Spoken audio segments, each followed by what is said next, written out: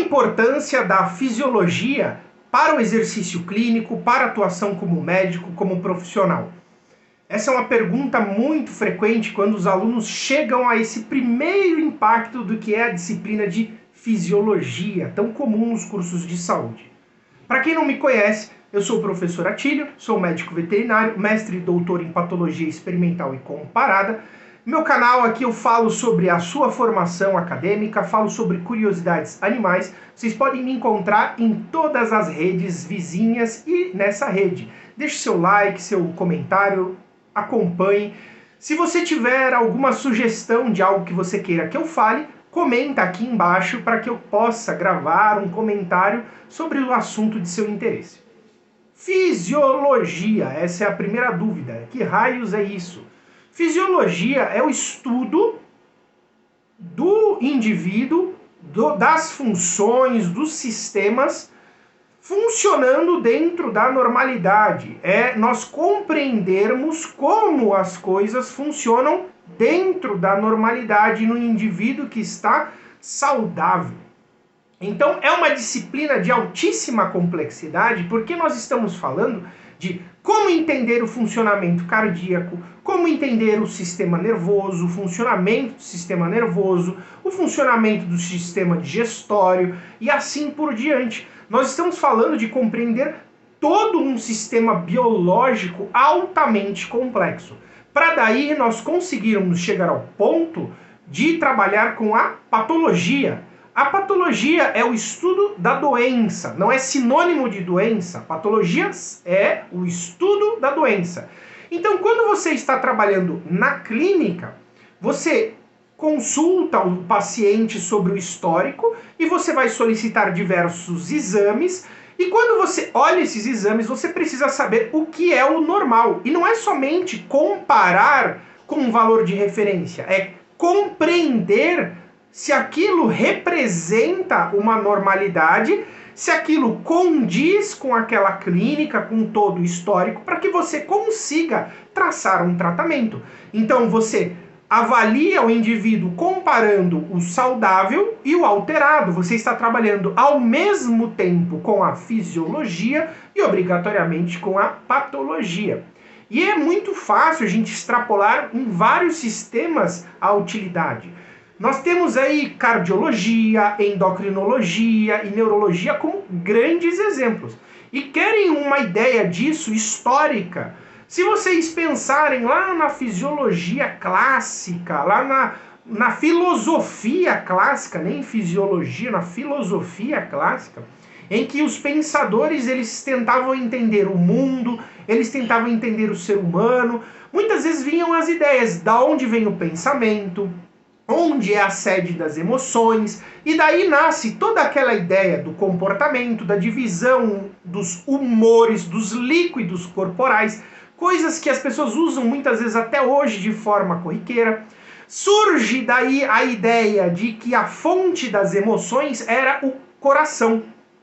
E aí o que acontece com a evolução do tempo? As pessoas começam a perceber que existem dúvidas se de fato o coração realmente é a sede das emoções. E aí vem um pesquisador e faz algum experimento para tentar entender onde vem a emoção, onde que é o centro de controle do corpo do indivíduo, porque antigamente achavam que realmente o coração era esse centro.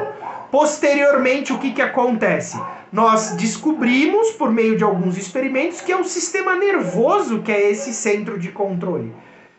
Outro exemplo claro é que a gente achava que o sistema imunológico tinha uma sede em relação ao sistema nervoso, era controlado pelo sistema nervoso inicialmente. E aí eles começam a ver que, nossa, mas se o indivíduo não tiver o desenvolvimento encefálico, ele tem resposta do sistema imunológico, mesmo sem o cérebro. Poxa, então não é o cérebro que controla o sistema imune, é um outro compartimento. Isso tudo nasce das pesquisas fisiológicas, rendeu vários prêmios Nobel para várias pessoas diferentes. E aí a gente começa a compreender o nosso corpo e daí a gente consegue realizar o tratamento de algumas pessoas. nasce daí, por exemplo, o entendimento do que é um neurônio, nasce daí a possibilidade de nós conseguirmos identificar um neurônio, visualizar um neurônio, entender a comunicação de um neurônio com outro, e nós deixamos de especular ou de imaginar ou de criar fantasias, e nós passamos a utilizar termos técnicos, nós passamos a utilizar evidências concretas, racionais para o funcionamento das coisas, e deixamos o aspecto mitológico para a compreensão do sistema imune, do sistema nervoso, do sistema digestório, um pouco de lado. Evoluiu a nossa compreensão. Um exemplo mais aplicado é fácil de imaginar quando nós pensamos, por exemplo, na ausculta cardíaca, quando coloca o estetoscópio e vai escutar as bulhas. Quando você faz um eletrocardiograma, todo mundo já deve ter visto isso na televisão, aquelas linhas que sobem e descem, e quando alguém falece viram uma linha reta. Por que isso? Você só vai conseguir interpretar um eletrocardiograma se você compreende o que é a eletrofisiologia cardíaca. Ou seja, você precisa entender do sistema nervoso em primeiro momento, depois você vai compreender o que significa essa regulação do sistema nervoso em relação ao funcionamento das células musculares estriadas cardíacas. Depois você vai entender isso em relação ao movimento do coração. Depois do movimento em relação ao movimento de massa, ao movimento do sangue dentro do coração. Depois esse sangue em relação à pressão e depois a regulação disso tudo, como isso é feito. Então entendam como isso é complexo, como isso é amplo, e é uma disciplina fenomenal, maravilhosa, muito, muito, muito legal. Se você quer ser um bom clínico, se você quer ser um bom cirurgião, se você quer ser um bom médico, duas disciplinas que eu digo que são obrigatórias, que você tem de dominar em profundidade, é fisiologia e é patologia. Não existe a possibilidade de você tratar alguém se você não sabe o que é o normal e se você não entende o que é a doença. Como que você vai fazer isso? Então, a primeira motivação, se você é estudante da saúde e está nessa disciplina, é entender isso, que tudo gira em torno dessas disciplinas.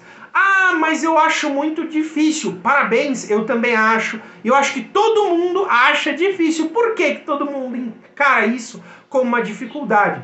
Porque todo sistema biológico é de alta complexidade.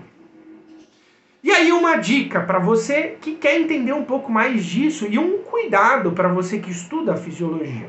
Não adianta você simplesmente pegar e estudar compartimentos separados e achar que as coisas somente funcionam em caixinhas. Não funciona a vida real assim. Então, o começo, você pode começar dessa forma, simplificado, em caixinhas. Ah, vou estudar só o funcionamento do rim ali isolado.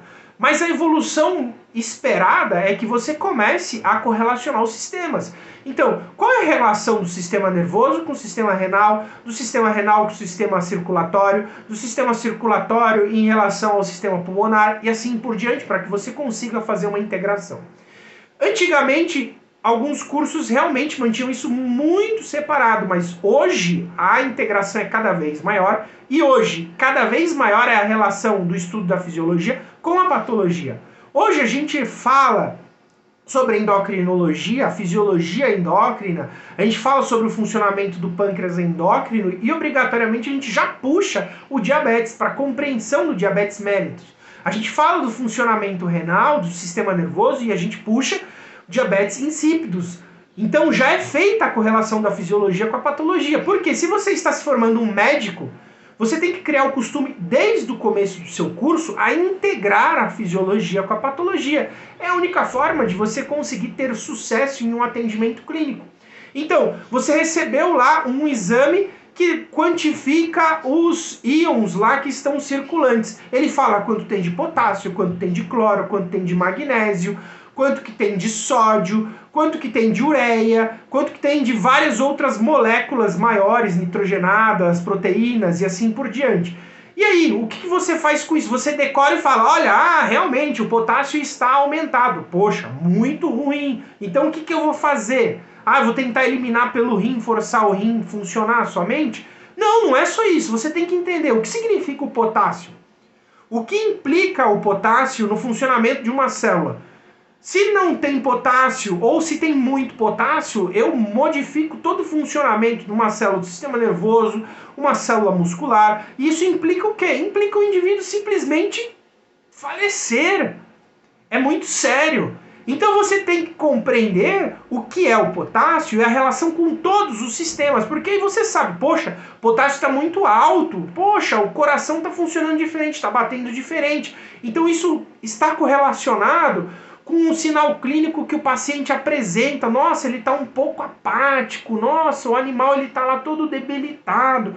E aí você começa a juntar todas as peças na sua cabeça e você sabe, poxa, sendo assim, se eu tratar, se eu tentar corrigir a concentração de potássio, eu melhoro a clínica do animal, eu melhoro o funcionamento renal, eu melhoro o funcionamento muscular, melhoro o funcionamento do sistema nervoso e talvez eu melhore o paciente então como um todo e eu recupere o problema que ele está tendo.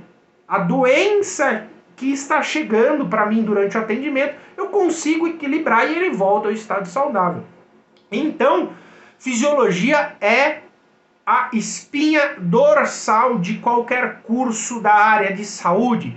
Você tem que se dedicar a isso. Passou o seu tempo da fisiologia, o que você tem que fazer? Gente, volta, dá uma revisada, constrói alguns resumos, constrói alguns achados. Poxa, surgiu uma dúvida. Pô, tem um paciente diferente lá com problema renal. Vamos dar uma revisadinha, vamos dar uma estudadinha naquilo. Não adianta você saber do avançado se você não sabe o básico. De que adianta você pagar um curso de terapia intensiva se você não sabe o básico de fluidoterapia? Se você não sabe o básico de equilíbrio hidroeletrolítico? Se você não sabe o básico de função renal? Não adianta ter um certificado de que você é intensivista se você não sabe o que é primordial. Se você fizer isso, o que você está construindo é, na realidade, mais um repetidor de protocolo. E para repetir protocolo, é só usar inteligência artificial, eu não preciso de você. A gente só coloca o Google. Então, essa é a diferença crucial de um excelente médico de uma pessoa que leva o conhecimento lá como uma coisa rasa. É aquele cara que vai construir um conhecimento com uma base racional, vai criticar e vai trabalhar com uma base racional. Ele vai construir o conhecimento, ele não é um repetidor de protocolo, ele não é um médico de consulta dos 5 minutos. Ele vai entender o que está acontecendo de fato com o paciente para poder tratar. Se for para pegar uma receitinha de bolo, por exemplo, o paciente chegou, esse histórico é histórico de paciente renal. Bom, a minha receita é medicamento A, medicamento B, medicamento C. Se a sua função é essa, você não precisa ser formado. Você não precisa nem ser humano. Você coloca lá no Google, resultado A, resultado B e resultado C, alterado. Me dê 3 medicamentos. Pronto, resolveu o problema. Mas a gente sabe que não é assim que funciona, não é o certo. E eu garanto para vocês que vocês não querem ser tratados por alguém que faz as coisas dessa forma. Da mesma forma que você não quer que o seu animal seja atendido por um veterinário também, que é atendido dessa forma. Então fica aí a dica, estudem fisiologia, compreendam fisiologia. Para assuntos sobre a sua formação, para curiosidades animais, siga o meu canal, me acompanhe, comente, deixe aqui o seu comentário sobre o assunto que você quer que eu explique aqui para vocês na internet. E o meu muito obrigado.